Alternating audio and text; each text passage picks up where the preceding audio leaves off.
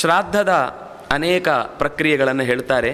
ನಿತ್ಯ, ನೈಮಿತ್ತಿಕ, ಕಾಮ್ಯ, ವೃದ್ಧಿಶ್ರಾದ್ದ ಮತ್ತು ಪಾರ್ವಣ ಶ್ರಾದ್ದ ಅಂತ 5 ಬಗೆಯ ಶ್ರಾದ್ದಗಳನ್ನು ಉಲ್ಲೇಖ ಮಾಡ್ತಾರೆ. ನಿತ್ಯಂ, ನೈಮಿತ್ತಿಕಂ, ಕಾಮ್ಯಂ, ವೃದ್ಧಿಂ ಶ್ರಾದ್ದಂ ತಥಾ ಅಥಾಪರಂ ಪಾರ್ವಣಂಚೇತಿ ವಿಜ್ಞೇಯಂ ಶ್ರಾದ್ದಂ ಪಂಚವಿಧಂ ಬುಧೈಹಿ ಅಂತ ವರ್ಷದಲ್ಲಿ ಮಾಡುವಂಥದ್ದು. ಮದುವೆ, ಉಪನಯನ, ಸಂಸ್ಕಾರಗಳಲ್ಲಿ ಮಾಡುವಂಥದ್ದು. ಸಂಸ್ಕಾರದಲ್ಲಿ ಶ್ರಾದ್ದ ಮಾಡ್ತಾರಾ ಅಂತ ಕೆಲವರಿಗೆ ಗೊತ್ತೇ ಇಲ್ಲ. ಎಲ್ಲದರಲ್ಲೂ ಶ್ರಾದ್ದ ಇದೆ. ಶ್ರಾದ್ದ ಅಂದರೆ ನಮಗೊಂದು ತಪ್ಪು ಕಲ್ಪನೆ ಇದೆ, ಅದೇನೋ ಮೈಲಿಗೆ ಅಂತ.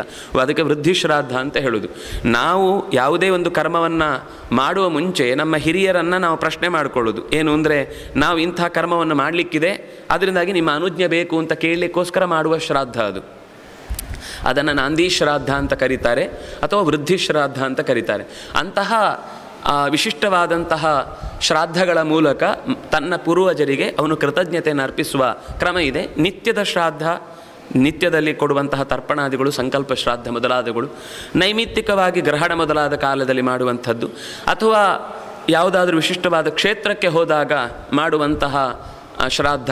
ಅದು ಹೊರತಾಗಿ ಯಾರೋ ಒಬ್ಬ ಋತ್ವಿಜ ಬಂದಾಗ ನಮ್ಮ ಹಿರಿಯರಿಂದ ನಾನು ಅನುಗ್ರಹೀತನಾಗಬೇಕು, ಏನೋ ಪಿತೃಶಾಪ ಅಂತ ಕಾಣುತ್ತೆ, ಆಗ ವಿಶಿಷ್ಟವಾದ ಬಯಕೆಯಿಂದ ಶ್ರಾದ್ದ ಮಾಡುವಂಥದ್ದು ಕಾಮ್ಯ ಶ್ರಾದ್ದ ಅಂತ.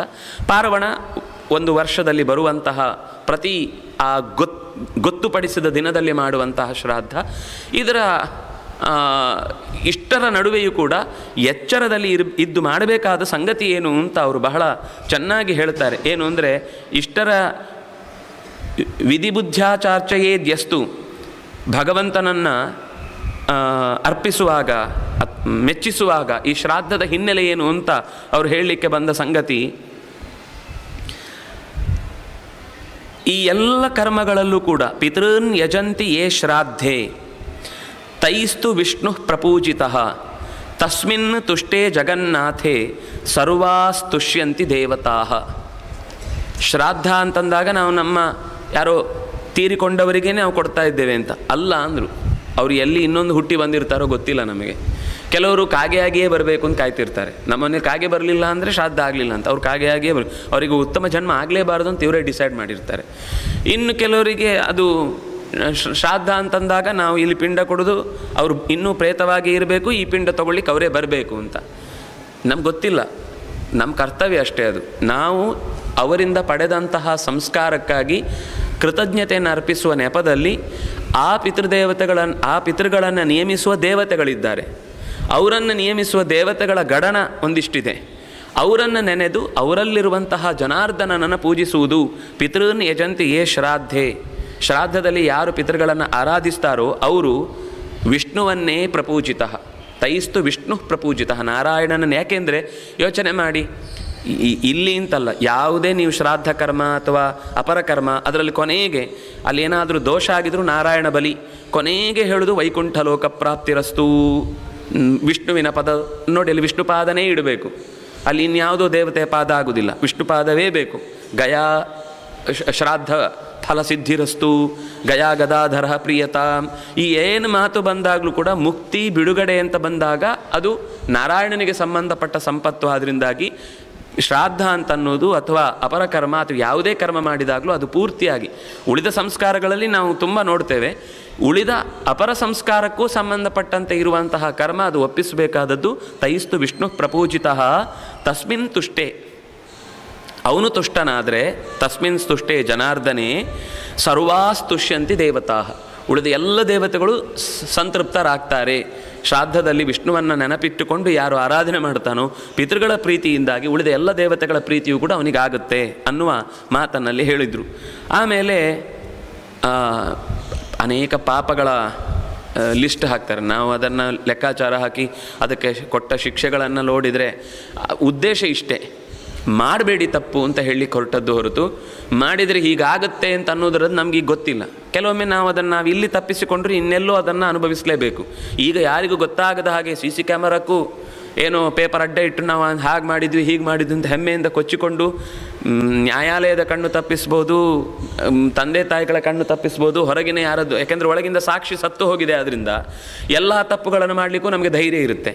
ಅಥವಾ ತಪ್ಪು ಮಾಡಿದ ಮೇಲೂ ನಾವು ವಿಕ್ಟ್ರಿ ಚಿಹ್ನೆ ಹಿಡ್ಕೊಂಡು ಓಡಾಡ್ತಾನೆ, ನಮ್ಗೆ ಅದೊಂದು ಹೆಮ್ಮೆ. ಏನಕೇನ ಪ್ರಕಾರೇಣ ಪ್ರಸಿದ್ಧ ಪುರುಷೋಭವ ಅಂತನ್ನುವಷ್ಟು ನಾವು ಲಜ್ಜೆಗೆಟ್ಟವರಾಗಿದ್ದೇವೆ. ಆದ್ದರಿಂದ ಸಾಮಾನ್ಯ ಹಳಬರು ಹೇಳುವಂಥದ್ದು 3 ಬಿಟ್ಟವ ಊರಿಗೆ ದೊಡ್ಡವ ಅಂತ. ಅದು ಸ್ವಲ್ಪ ಹಳೇದಾಯಿತು. ಹೆಚ್ಚು ಬಿಟ್ಟವ ಹೆಚ್ಚು ದೊಡ್ಡವ ಅಂತ ಇವತ್ತಿನ ಗಾದೆ. ಅದರಿಂದಾಗಿ ಅಂತಹ ದುಸ್ಥಿತಿಯಲ್ಲಿರುವಾಗ ಈ ಒಳ್ಳೇದು ಮಾಡಬೇಕು ಅನ್ನೋ ಪ್ರಜ್ಞೆಯೇ ಕಳೆದು ಹೋಗಿರುವಂಥ ಸ್ಥಿತಿಯಲ್ಲಿ ನಾವು ಹೆಚ್ಚು ಹೆಚ್ಚು ನಮ್ಮನ್ನು ಪರಾಮರ್ಶೆ ಮಾಡಿಕೊಳ್ಬೇಕು ಅನ್ನುವ ಎಚ್ಚರಿಕೆಗೋಸ್ಕರ ಈ ಮಾತುಗಳು ಬಂದದ್ದು. ಇಷ್ಟೆಲ್ಲ ಕೈ ತಪ್ಪಿ ಕೆಲವೊಮ್ಮೆ ತಪ್ಪಾಗುತ್ತೆ. ನಾನು ಹೇಳ್ತಾ ಇರೋದು ತಿದ್ದಿಕೊಳ್ಬೇಕು ಅಂತನ್ನುವ ಬಯಕೆ ಇದ್ದವನಿಗೆ. ಇಲ್ಲದವ್ರನ್ನು ಬಿಡಿ, ನಾವೇನು ಮಾಡಲಿಕ್ಕಾಗೋದಿಲ್ಲ. ಯಾರಿಗಾದರೂ ಕೈ ತಪ್ಪಿ ಇಂಥ ತಪ್ಪುಗಳಾಗಿವೆ, ಪಟ್ಟಿ ನಮಗೆ ಗೊತ್ತಿದೆ. ನಾವು ಯಾವ ತಪ್ಪು ಅಂತ ನಾನು ಹೇಳಬೇಕಾಗಿಲ್ಲ. ಮತ್ತು 100 ತಪ್ಪುಗಳನ್ನು ನಾವು ನಿರಂತರ ಮಾಡ್ತಾ ಇರೋದು. ನಾವು ಅಂದ್ಕೊಳ್ಳೋದೇನು ಅಂದರೆ ನಾವು ಕರೆಕ್ಟ್ ಇದ್ದೇವೆ ಅಂತ. ಯಾವಾಗಲೂ ನಮ್ಮ ನಿತ್ಯದ ಸಣ್ಣ ಪುಟ್ಟ ಕೆಲಸಗಳನ್ನೇ ನಾವು ಶಾಸ್ತ್ರೀಯವಾಗಿ ಯೋಚನೆ ಮಾಡಿದಾಗ ಅದರಲ್ಲಿ ಅನೇಕ ತಪ್ಪು ಕೆಲಸಗಳನ್ನು ನಾವು ಗೊತ್ತಿಲ್ಲದೆ ಮಾಡ್ತಾ ಇರ್ತೇವೆ. ಕೆಲವೊಮ್ಮೆ ಗೊತ್ತಿದ್ದು ಅನಿವಾರ್ಯವಾಗಿ ಮಾಡ್ತಾ ಇರ್ತೇವೆ. ಅಂಥ ತಪ್ಪುಗಳನ್ನು ಪರಿಹರಿಸಿಕೊಳ್ಳಿಕ್ಕೋಸ್ಕರ ನಾವು ನಿತ್ಯವೂ ಭಗವಂತನ ಸೇವೆ ಮಾಡುವಾಗ ಆದಷ್ಟು ಶುದ್ಧಿಯಿಂದ ಮಾಡಬೇಕು. ಆಹಾರವನ್ನು ತಿನ್ನುವಾಗ ಅದನ್ನು ಬೈಕೊಳ್ಳದೆ ತಿನ್ನಬೇಕು. ಮಧ್ಯದಲ್ಲಿ ಮಾತಾಡಬಾರ್ದು. ಸ್ನಾನ ಅಂತ ಅನ್ನೋದು ಒಂದು ವಿಶಿಷ್ಟವಾದ ಭಗವಂತನ ಆರಾಧನೆ ಅನ್ನುವ ಎಚ್ಚರ ಇರಬೇಕು. ಹೀಗೆ 100 ಕ್ರಮಗಳನ್ನು ಹೇಳ್ತಾರೆ. ಅದು ಯಾವುದೂ ನಮ್ಮ ಕೈಲಿಲ್ಲ. ಅದು ಏನೋ ಯಂತ್ರಗಳು ಮಧ್ಯದಲ್ಲಿ ಏನೋ ಕೆಲಸ ಮಾಡಿದ ಹಾಗೆ ಆಚೆಯಿಂದ ಈಚೆಗೆ ಈಚೆಯಿಂದ ಆಚೆಗೆ ನಡೀತಾ ಇರುತ್ತೆ. ನಾವು ನಮ್ಮ ಕೊನೆಯ ಗುರಿಯಿಂದ ಯಾವುದು ಸರಿಯಾಗಿರುವುದಿಲ್ಲ. ಏಳುವಾಗ ಬೇಗ ಏಳಬೇಕು ಅಂತ ಒಂದು ತಲೆಯಲ್ಲಿರುತ್ತೆ. ಎದ್ದ ಮೇಲೆ ಬೇಗ ತಿನ್ನಬೇಕು ಅಂತ ತಲೆಯಲ್ಲಿರುತ್ತೆ. ತಿಂದ ತಕ್ಷಣ ಬಸ್ ಹಿಡಿಬೇಕು ಅಂತ ತಲೆಯಲ್ಲಿರುತ್ತೆ. ಬಸ್ಸಿಂದ ಆಫೀಸಿಗೂ ಬಾಸು ನನ್ನ ನೋಡೋ ಮುಂಚೆ ನಾನು ಕ್ಯಾಬಿನಲ್ಲಿ ಇರಬೇಕು ಅಂತಿರುತ್ತೆ. ಕ್ಯಾಬಿನಿಂದ ಮಧ್ಯಾಹ್ನ ಎಷ್ಟೊತ್ತಿಗೆ ಆಗುತ್ತೆ ಅಂತಿರುತ್ತೆ. ಯಾವ ಕೆಲಸ ಮಾಡುವಾಗಲೂ ತಿನ್ನುವಾಗ ತಿನ್ನುವ ಕೆಲಸದಲ್ಲಿರುವುದಿಲ್ಲ, ಕೆಲಸದಲ್ಲಿರುವುದಿಲ್ಲ. ಗಮನಿಸೋಣ. ನಾನು ಯಾರನ್ನೂ ಹೇಳ್ತಾ ಇಲ್ಲ, ನಮ್ಮನ್ನೇ ನಾವು ಗಮನಿಸ್ತಾ ಇದ್ದಾಗ ನಾವು ಆ ಕೆಲಸ ಮಾಡುವಾಗ ಆ ಕೆಲಸದ ಜೊತೆಗಿದ್ದೇವಾ? ಹೆಚ್ಚಿನ ಅಂಶ ಇರುವುದಿಲ್ಲ. ಒಂದೋ ಭೂತದಲ್ಲಿರ್ತೇವೆ, ಒಂದೋ ಭವಿಷ್ಯದಲ್ಲಿರ್ತೇವೆ. ಭೂತದಲ್ಲಿರ್ತೇವೆ ಅಂದರೆ ನಿನ್ನೆ ಹೀಗಾಯಿತು, ಇವತ್ತು ಇನ್ನೇನಾಗಲಿಕ್ಕಿದೆಯೋ ಅಂತ ಒಂದು ಮಿಕ್ಸ್ಚರ್, ಒಂದು ಭೂತ ಭವಿಷ್ಯಗಳ ಮಿಕ್ಸ್ಚರ್. ವರ್ತಮಾನದಲ್ಲಿ ಬಹಳ ಕಷ್ಟ ಇರುವುದು. ದೊಡ್ಡವರು ಯಾಕೆ ಆಗ್ತಾರೆ ಅಂದರೆ ಅವರು ವರ್ತಮಾನದಲ್ಲಿರ್ತಾರೆ. ದೊಡ್ಡವರಾಗಲಿಕ್ಕೇನು ಕಷ್ಟ ಇಲ್ಲ. ಕಷ್ಟ ಏನು ಅಂದರೆ ನಾವು ವರ್ತಮಾನದಲ್ಲಿ ಇದ್ದೇವೆ ಅಂತ ಅಂದುಕೊಳ್ಳೋದೇ ಕಷ್ಟ. ಅದು ಬಂದವನಿಗೆ ತಪ್ಪು ಮಾಡ್ತಾ ಇರೋದು ಗೊತ್ತಾಗ್ತಾ ಹೋಗುತ್ತೆ. ಗೊತ್ತಾಗ್ತಾ ಇದ್ದ ಹಾಗೆ ಅದನ್ನು ಪರಿಹರಿಸಿಕೊಳ್ಳುವ ದಾರಿಗಳು ಅವನಿಗೆ ತನ್ನಿಂದ ತಾನೇ ತೆರ್ಕೊಳ್ತಾ ಹೋಗುತ್ತೆ. ಒಬ್ಬ ತಿಳಿಯದೆ ಬಹಳ ತಪ್ಪು ಮಾಡಿದ್ದಾನೆ. ಅವನಿಗೆ ಪ್ರಾಯಶ್ಚಿತ್ತ ಏನು? ಗಂಗಾ ಚ ತುಳಸಿ ಚೈವ ಸತ್ಸಂಗೋ ಹರಿಕೀರ್ತನಂ ಅನಸೂಯಾ ಹ್ಯಹಿಂಸಾ ಚ ಸರ್ವೇಪ್ಯೇತೇ ಹಿ ಪಾಪಃ. ಎಲ್ಲವೂ ಒಂದೊಂದನ್ನು ಬಿಡದೆ ಸ್ನಾನ ಮಾಡುವಾಗ ಗಂಗೆಯ ಸ್ಮರಣೆ. ಯಾವುದೇ ನೀರು ಸ್ನಾನ ಅಂತ ಮಾತಾಡಲಿ, ಎಲ್ಲೇ ನೀರು ಕಂಡಾಗಲೂ ಅದು ಗಂಗೆ ಅಂತ ನೆನಪಿಗೆ ಬರಬೇಕು. ಗಂಗೆ ಅಂತ ಮನಸ್ಸಿಗೆ ಬಂದರೆ ಅದನ್ನು ಹಾಳು ಮಾಡಲಿಕ್ಕೆ ಮನಸ್ಸು ಬರಲ್ಲ. ಊಟಕ್ಕೆ ಕೂತಾಗ ಈ ಹೊರಗಡೆಯಲ್ಲೆಲ್ಲ 1 ಲೀಟರ್ ನೀರು ಇಟ್ಟು ಹೋಗ್ಬಿಡ್ತಾರೆ. ಅವನ ಒಂದು ಗುಟುಕು ಕಚ್ಚಿ ಕುಡ್ದ ಇಟ್ಟ. ಒಂದು ದಿವಸದ ಒಂದು ಹೊತ್ತಿನ 1,000 ಜನ ಊಟ ಮಾಡಿದ ಆ ಪರಿಸರದಲ್ಲಿ 1,000 ಬಾಟ್ಲಿ ನಾನು ಒಂದು ಸರ್ತಿ ತೊಗೊಂಡ ಅಂದರೆ, ಬೆಳಿಗ್ಗೆಯಿಂದ ಮಧ್ಯಾಹ್ನ ಸಂಜೆಯಿಂದ ಮತ್ತೆ ತೊಗೊಂಡ ಅಂದರೆ ಆಯಿತು. ಭೂಮಿಗೆ ಅವರು ಅದನ್ನೇನು ಮತ್ತೆ ಕೆಲವೊಮ್ಮೆ ಆ ಎಂಜಿಲನ್ನೇ ತೊಗೊಂಡು ಹಾಕ್ತಾರೆ. ನಮ್ಮವರಿಗೆ ಅದೇ ಇಷ್ಟ, ಯಾಕೆಂದರೆ ನಮಗೆ ಅದೆಲ್ಲ ಬೇಕಾಗಿಲ್ಲ ಅಂತ. ಆದರೆ ಅಷ್ಟು ಭೂಮಿಗೆ ಸರಿ. ಪ್ಲಾಸ್ಟಿಕ್ಕು ಬಾಟ್ಲಿ ಆದರೂ ಉಪಯೋಗಿಸ್ಬೋದು. ಆ ಲೋಟೆಗಳು ನಾವು ಪೇಪರ್ದು ಅಂತ ಯಾವುದು ಹೇಳ್ತೇವೆ ಅದು ಪ್ಲಾಸ್ಟಿಕ್ಕೇ. ನೀವು ಅದನ್ನು ನೀರಿಗೆ ಹಾಕಿ ಹಿಂಡಿ ನೋಡಿದರೆ ಒಳಗಿನ ತೆಳುವಿನ ಪೇಪರ್ ಸಿಗುತ್ತೆ. ನಿಮ್ಗೆ ಅದು ಗಟ್ಟಿ ಇರಬೇಕು, ನೀರು ಉಳಿಬೇಕು ಅಂತಂದರೆ ಇನ್ನೂ ಭಯಾನಕ ಅಂದರೆ ಅದರಲ್ಲಿ ಇನ್ನಷ್ಟು ವ್ಯಾಕ್ಸ್ ಇರುತ್ತೆ. ನೀವು ಲೋಟೆಯನ್ನೇ ತೊಳೆದು ಕುಡಿದ್ರೂ ಪರವಾಗಿಲ್ಲ, ಯಾರೇ ಕುಡಿದದ್ದಾದರೂ ತೊಳೆದು ಕುಡಿದ್ರೆ ಪರವಾಗಿಲ್ಲ. ನಾನು ಹೇಳ್ತಾ ಇರೋದು ನಮ್ಮದೇ ಲೋಟೆ ಇಟ್ಕೊಂಡ್ರೆ ತುಂಬ ಉತ್ತಮ. ಯಾರೇ ಏನೇ ಅಂದ್ಕೊಳ್ಳಿ, ಎಲ್ಲೋ ನಾವು ಮದುವೆಗೆ ಹೋದಾಗ ನಮ್ಮದೇ ಒಂದು ಲೋಟೆಯನ್ನೇ ನಮ್ಮದೇನೋ ಇಟ್ಕೊಂಡ್ರೂ ಸಮಸ್ಯೆ ಇಲ್ಲ, ಒಳ್ಳೆಯದು. ಈ ವಿಷ ಕುಡಿಯುವುದಕ್ಕಿಂತ, ನಾವು ಭೂಮಿಗೆ ಅನ್ಯಾಯ ಮಾಡೋದಕ್ಕಿಂತ ನಮ್ಮದೇ ಆದ ಒಂದು ಪದಾರ್ಥ ಇಟ್ಕೊಂಡು ನಾವು ಕುಡಿತೇವೆ. ನಿಮಗೆ ಲೋಟೆ ಏನೋ ಒಂದು ಹಿಂಸೆ ಅನಿಸ್ತದೆ, ಸ್ವಲ್ಪ ಸ್ಟೈಲ್ ಆಗಿರಬೇಕು ಅಂದರೆ ಒಂದು ಬಾಟ್ಲಿ ಇಟ್ಕೊಳ್ಳಿ. ಯಾವುದು ಲೋಹದ್ದು ಬರುತ್ತಲ್ಲೋ, ತಾಮ್ರದ್ದು ಇತ್ಯಾದಿ, ಅದು ಹೇಳಲಿಕ್ಕೂ ಚೆನ್ನಾಗಿರುತ್ತೆ, ನೋಡಲಿಕ್ಕೂ ಚೆನ್ನಾಗಿರುತ್ತೆ. ಅಂದರೆ ನಾವು ನಮ್ಮ ನೀರು ಅಂತಲೂ ಆಯಿತು, ಇನ್ಯಾವುದೋ ಒಂದು ಅವ್ಯವಸ್ಥೆನೂ ಆಗೋದಿಲ್ಲ. ನಾವು ಅಷ್ಟು ಪದಾರ್ಥವನ್ನು ಭೂಮಿಗೆ ಹಾಕಿ ಒಬ್ಬ ವ್ಯಕ್ತಿಯಿಂದಾಗಿ ಅವನು 36,000 ದಿನ ಬದುಕ್ತಾನೆ ಅಂತ ಇಟ್ಕೊಳ್ಳಿ, ಪೂರ್ತಿ ಬದುಕಿದ ಅಂದರೆ. ಅದರಲ್ಲೊಂದು 15,000 ದಿನ ಇಲ್ಲೋಯ್ತು, 15,000 ದಿನ ಅಲ್ಲೋಯ್ತು, ಮಧ್ಯದಲ್ಲಿ ಒಂದು 20,000 ದಿನ. ಈ 20,000 ಅಂದರೆ ಆಚೆ 8 ಇಟ್ಕೊಳ್ಳಿ, 20,000 ದಿನ ಮಧ್ಯದಲ್ಲಿ ದಿವಸಕ್ಕೆ ಒಂದು 2, 3, 4 ಲೋಟೆ ಆದರೂ ಅವನು ಹೀಗೆ ಕುಡಿದು ಭೂಮಿಗೆ ಹಾಕ್ತಾನೆ ಅಂದರೆ ಅವನ ಜೀವನದಲ್ಲಿ ಒಬ್ಬ ಅವನ ಜೀವನದಲ್ಲಿ 3 ಅಂತ ಇಟ್ಟುಕೊಂಡ್ರೆ ಒಂದು 60,000 ಪ್ಲಾಸ್ಟಿಕ್ಕನ್ನು ಭೂಮಿಗೆ ಹಾಕ್ತಾನೆ. ಅದು ಕೊಳಿಲಿಕ್ಕೆ ಮತ್ತೊಂದು 1000 ವರ್ಷ ಬೇಕು. ನಾವು ಒಬ್ಬೊಬ್ಬರು ಮಾಡುವ ತಪ್ಪಿನಿಂದ ನಾನೊಬ್ಬ ಬಿಟ್ಟರೆ ಎಲ್ಲ ಸರಿ ಹೋಗುತ್ತಾ ಅಂತ ಕೇಳಿಬಿಡಿ.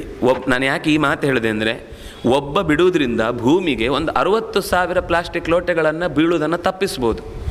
ನಾವು ಗಂಗೆ ಅಂತ ನೆನಪಿಟ್ಟುಕೊಂಡು ನೀರನ್ನು ಹಾಳು ಮಾಡದೆ, ಭೂಮಿಗೆ ದೊಡ್ಡ ಅಪಾಯಕಾರಿಯಾದ ಸಂಗತಿ ಯಾವುದು ಅಂದರೆ, ನಾನು ಹೇಳಿದರೆ ತುಂಬ ಏನೋ ತೀರ ಕಟು ಕರ್ಮಠ ಅಂತ ಅನ್ನುವ ರೀತಿ ಕಾಣಬಹುದು. ಆದರೆ ಬದುಕಲಿಕ್ಕೆ ಆಗೋದಿಲ್ಲ ಅಂತಲ್ಲ. ನಾವು ಹಲ್ಲುಜ್ಜುವಂತಹ ಪೇಸ್ಟು, ಉಪಯೋಗಿಸುವಂತಹ ಸೋಪು ಅಥವಾ ಪಾತ್ರೆ ತೊಳಿಲಿಕ್ಕೆ ಬಳಸುವಂತಹ, ಎಲ್ಲಿ ಸಾಧ್ಯ ಇದೆಯೋ ಅಲ್ಲಿ ಹೇಳ್ತಾ ಇರೋದು ನಾನು, ಪಾತ್ರೆಯನ್ನು ಬಳಸುವಂತಹ ನೋಡಿ, ನಮಗೆ ಕುಡಿಲಿಕ್ಕೆ ಪಾನಕಕ್ಕಾಗುವಾಗ ನಿಂಬೆಗೆ 10 ರೂಪಾಯಿ ಅಂತಾನೆ, 100 ನಿಂಬೆ ಶಕ್ತಿ ಅಂತ ಅದರಲ್ಲಿ ಅವನು ತುಂಬಿ 15 ರೂಪಾಯಿಗೆ ನಿಮ್ಗೆ ಕೊಡ್ತಾನೆ. ಎಲ್ಲಿ ಇರುತ್ತೆ ಅದರಲ್ಲಿ? ಬರೀ ವಿಷಯವೇ. ಇವತ್ತಿನ ಕ್ಯಾನ್ಸರಿಗೆ ಕಾರಣ ನೀವು ತೊಳೆಯುವ ಪಾತ್ರೆ ಅಂತಾರೆ ಅವರು. ಅದರಿಂದ ಹಿಂದೆ ಮಣ್ಣು ಅಥವಾ ಮನೆಯಲ್ಲಿ ಉರುವಲಾಗಿ ಉರಿಸಿದ ನಂತರ ಬೂದಿ ಇರ್ತಿತ್ತು, ಅದರಿಂದ ಏನೂ ಹಾನಿ ಆಗ್ತಿರಲಿಲ್ಲ. ಅದು ಎಷ್ಟು ತೊಳೆದು ನೀರಿಗೆ ಬಿದ್ದರೂ ಗೊಬ್ಬರ ಆಗ್ತಿತ್ತು. ಇವತ್ತು ಆ ಮಣ್ಣು ವಿಷ ಆಗ್ತಾ ಇದೆ. ನಾವು ಉಪಯೋಗಿಸುವ ಪೇಸ್ಟಿನ ಉಗುಳುವ ಪದಾರ್ಥ ಅದು ನೀರಿಗೆ ಹೋಗಿ ಸೇರಿದರೆ ಮನುಷ್ಯನಿಂದ ತ್ಯಾಜ್ಯವಾದದ್ದೇನಿದೆ ಅದು ಬಾಯಿಯಿಂದ ಇರ್ಬೋದು, ಮಲಮೂತ್ರ ಇರ್ಬೋದು, ಒಮ್ಮೆ ನೀರಿಗೆ ಸೇರಿದರೆ ಮತ್ತೆ ಮರು ಶುದ್ಧೀಕರಿಸುವುದು ಬಹಳ ಕಷ್ಟ. ಬೇರೆ ಪ್ರಾಣಿಗಳದ್ದು ಪಕ್ಷಿಗಳದ್ದು ಏನಾದರೂ ಅದು ಬದಲಾಗುತ್ತೆ, ಅದು ಪ್ರಕೃತಿಯ ಅದಕ್ಕೆ ವ್ಯವಸ್ಥೆ ಇದೆ. ಅದಕ್ಕೋಸ್ಕರನೇ ಮನುಷ್ಯನಿಗಿಷ್ಟು ನಿಯಮ. ಯಾಕೆಂದರೆ ಅವನ ದೇಹದ ಸಿಸ್ಟಮ್ ದೊಡ್ಡ ಯಂತ್ರ ಅಲ್ವಾ, ಅದರಿಂದಾಗಿ ತುಂಬ ಒಳಗಿನಿಂದ ಅದಕ್ಕೆ ರಾಸಾಯನಿಕಗಳನ್ನು ಬಳಸಬೇಕಾಗತ್ತೆ. ಉಳಿದ ಪ್ರಾಣಿಗಳಲ್ಲಿ ಯಾವುದು ಪ್ರಕೃತಿಗೆ ವಿಕೋಪವಾಗುವ ಹಾಗಿಲ್ಲ, ಯಾಕೆಂದರೆ ಅದರ ಇಂದ್ರಿಯಗಳು ಬಹಳ ಕಮ್ಮಿ. ಅದರಿಂದ ಅದಕ್ಕೆ ಅಷ್ಟೆಲ್ಲ ವ್ಯವಸ್ಥೆ ಬೇಕಾಗಿಲ್ಲ. ಮನುಷ್ಯನ ವ್ಯವಸ್ಥೆ ಅಂತ ಅನ್ನೋದು ಉಳಿದದಕ್ಕಿಂತ ಎಲ್ಲದಕ್ಕಿಂತಲೂ, ಹೇಳುವಾಗ ನಾವು ಶ್ರೇಷ್ಠರು ಅಂತ ಹೇಳೋದು ಯಾಕೆ? ಎಲ್ಲ ಸೌಕರ್ಯಗಳು ಹೆಚ್ಚು ಇದೆ ಅನ್ನೋ ಕಾರಣಕ್ಕೆ. ಎಲ್ಲಿ ಹೆಚ್ಚು ಸೌಕರ್ಯ ಇರುತ್ತೋ ಅಲ್ಲಿ ಹೆಚ್ಚು ಅವ್ಯವಸ್ಥೆಯೂ ಇರುತ್ತೆ ಒಳಗಿನಿಂದ, ಅದನ್ನು ಸರಿ ಮಾಡಲಿಕ್ಕೋಸ್ಕರ.